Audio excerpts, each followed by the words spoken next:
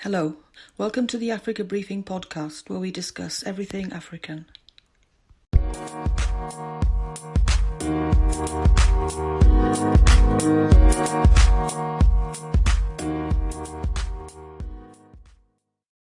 Hello and welcome. With his confirmation as the President-elect of the United States, Africa Briefing would like to share a few ideas about the incoming Joe Biden administration's Africa policy agenda.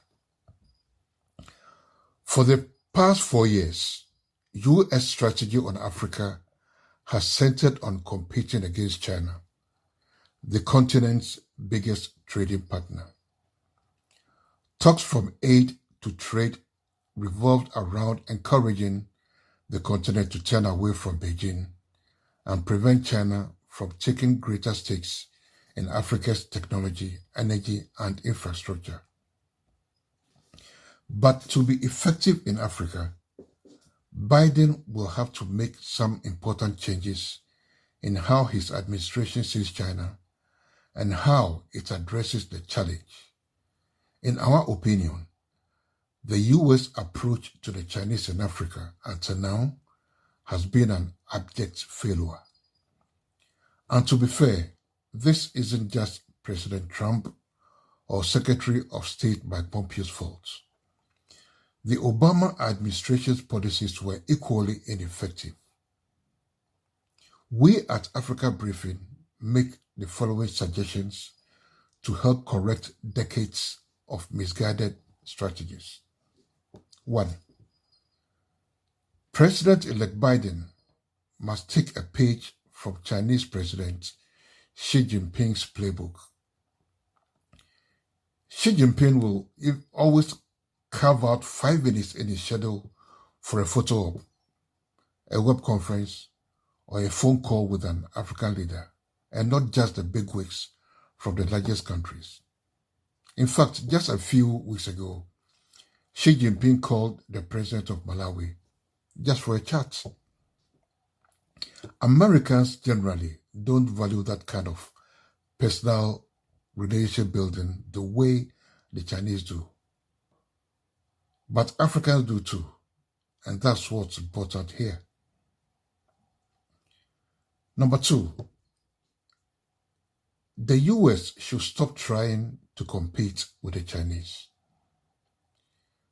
The incoming Biden administration will need to direct all of the relevant heads of agencies to stop focusing their African engagement policies on confronting the Chinese in Africa. Everyone from the Pentagon to the State Department to the Exim Bank, and most importantly, the team at the Development Finance Corporation.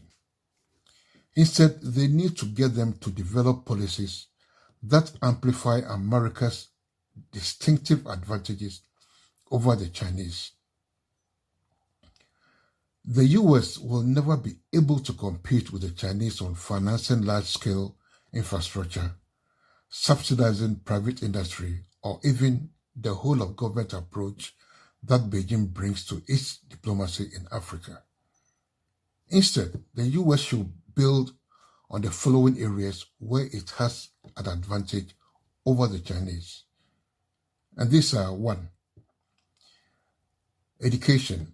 America has some of the best universities in the world, and Africa is a continent of adolescents eager to learn. Number 2. Services. America is a world leader in professional and technology services. They should work with African stakeholders on how they can maximize their investments in Chinese infrastructure to help make them more sustainable. Number 3, the people. America has a long and complicated history with Africa, and despite all the negativity, from slavery to Trump's shitholes, brand America remains incredibly durable on the continent. It's especially important that Biden personally removed the student visa restrictions, fund the Peace Corps, and create new opportunities for American and African youth to engage. 3. Biden's foreign policy in Africa should be focused on one thing: jobs. Africa is facing the worst economic crisis in a generation. On a continent with the fastest growing population in the world. When African leaders say they don't want to be caught in the middle of another U.S. great power struggle, Biden must listen. He must listen to what their priorities are, and those priorities are jobs, jobs, and jobs. No one wants to hear any more American diatribes about Chinese debt traps, Huawei, or the dangers of the Belt and Road Initiative. The Biden administration must focus on jobs. The Commerce and Treasury departments should help African stakeholders to negotiate better loan deals and improve transparency to help attract more foreign direct investments. The State Department should also help to advocate for small business interests around the world.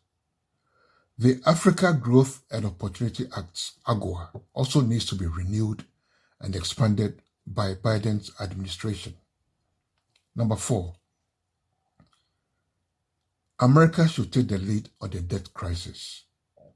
Many of Africa's largest economies are sinking fast under the weight of unsustainable debt loads. They need help, and fast. The Trump administration abdicated the U.S.'s traditional leadership role in international development finance, and Biden must urgently correct this anomaly.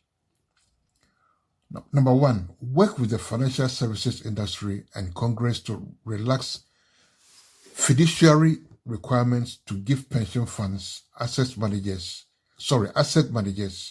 and other private creditors more flexibility in negotiating debt restructuring settlements.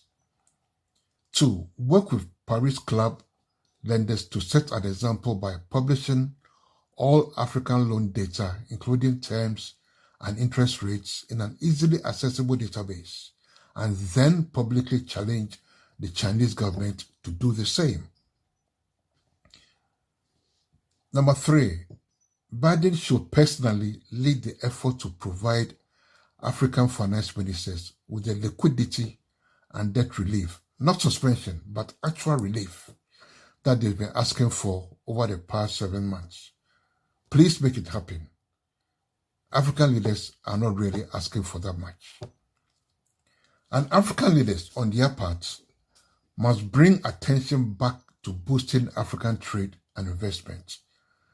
The African Continental Free Trade Area Agreement, set for launch on 1st January 2021, provides a valuable roadmap. Beyond courting the White House, Africa's policymakers should focus on taking advantage of this unprecedented opportunity to boost their post-pandemic economies from within. Thank you for listening.